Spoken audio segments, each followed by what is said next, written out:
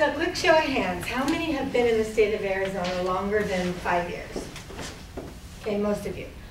So according to the National Weather Service, we have a kind of freaky phenomenon. They call it a singular activity known as a monsoon. And this happens every year officially now since 2008. They've given the start date as June 15th to September 30th. That's also my dad's birthday, so we have a double celebration when the monsoons are over. Now, generally, I love the rains and things that come in the evening and the winds and stuff, but if you're up there camping or something in the mountains, or you're in a downhill wash or area, this could be a very dangerous situation. My first time using this, so let's see how it goes. So when I was 10 years old, the 100-year flood happened. My dad had just bought a brand new truck with a cab-over camper, and we were taking it out for the first time. He'd been drawn for elk, and I don't remember what the other was, and one was anywhere in the state hunt. So we decided, or he did, I was 10, that we were going to go camping for the weekend, Labor Day weekend, the last weekend before school starts. So we made our way up Payson to Payson from Phoenix, went east on the 260, and camped somewhere around here, just off the road camping. It was raining. It was just not a hard torrential rain, but just one of those drizzle rains that just didn't stop for 24 hours. My dad, getting frustrated with that, decided, well, let's just, he took some back roads to go through Happy Jack and went up to Flagstaff, over to Williams, where there was another hunting area that he was going to check into. So we camped over here. Well, back in those days, they didn't have cell phones. They had CB radios when you traveled. And my dad was Standing Waves, KDN 0962 was his call sign. And we loved being on the CB. Well, what we found over here as well was that there was nothing but rain going on. So my dad gets on the CB radio and finds out that on the second day of us being in this rain, there was a big, well, what happens in Arizona is the mountains dry up and water doesn't soak into the ground anymore. It'll only soak in so much. So what happens? The water just will go down the path of least resistance and will collect where it lands. And it happened to collect in the area of Christopher Creek, which is a very common camping area, as well as the Coles Ranch, which is right in there. We would later find out that trying to come, this is hard, so I'm going to just do this, that we would come back from the Williams area up there and just go home, because we'd had enough of the rain for a couple of days. Only when we got just a little bit above the Verde Valley area, we think it was around Stoneman Lake, the entire I-17 was washed out. So everybody was being routed either back to another area or back up to Flag and through Wickenburg or something. But my dad said, well, let's just go back over to the Payson area. So we drove back from Williams back over here, and only to find out that there was a huge flood that had rolled down the mountain, a 20-foot wall of water, and the ultimate result was it flowed out through about 5 different rivers, 2 biggest ones over there being the Tonto Creek, and the, not rivers, but creeks, Tonto Creek and Christopher Creek, which then became rivers, and it carried water, people, cars, and everything clear down into the Roosevelt Lake, which is right about here. The end result was 23 dead, 1 DPS officer who was on the highway Payson where it had been. My dad, when we finally came back over and came down I-17, it had cleared. We were able to get home, and my dad immediately got back in his truck and went to help with the rescue efforts.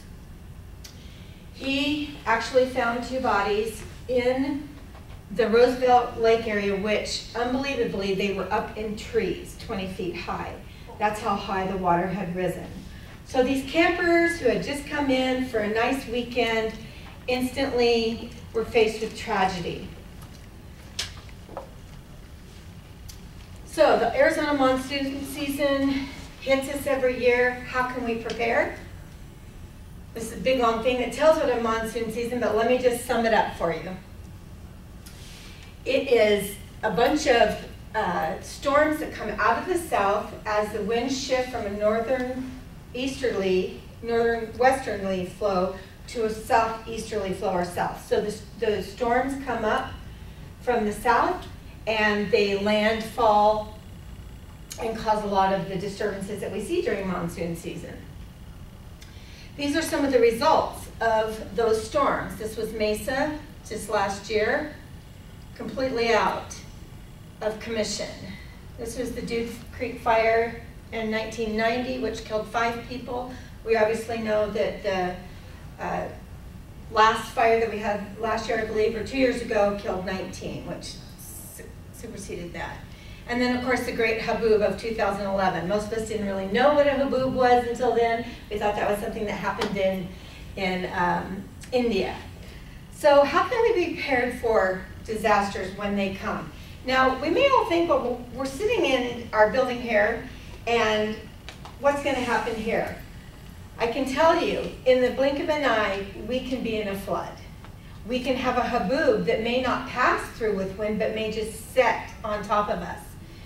So it's what you know, what you have on you, and what you can reach that could be your survival.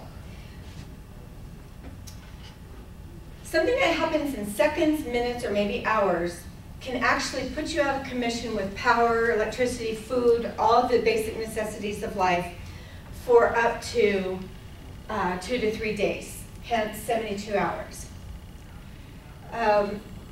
So you hear it all around. There's everybody's on this now. All the time. They suggest you carry what's called a bug-out bag or a 72-hour kit. And what I'm going to do is just very quickly demonstrate. This is just a sample one. I didn't bring our private one because we've personalized them with things that we use. But just some things to note that come in these ones that you can pre-buy, already put together at an Emergency Essentials, Costco. This one actually is from Costco. And it's actually a 5-day kit. You have a mess kit that you can boil water in, you can cook in it, you can drink water.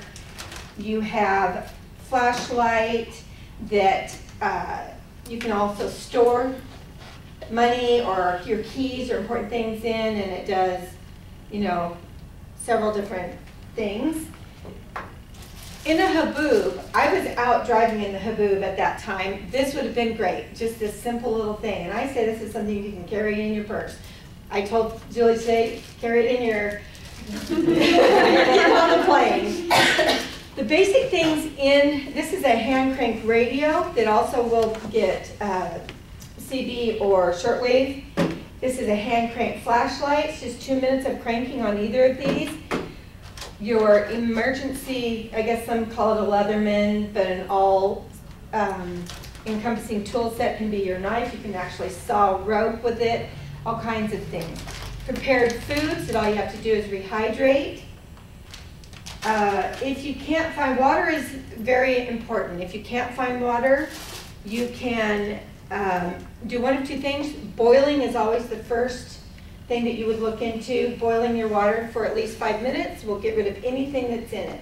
Because most likely if you're in a flood, you got muddy water and it's got a lot of yuck in it.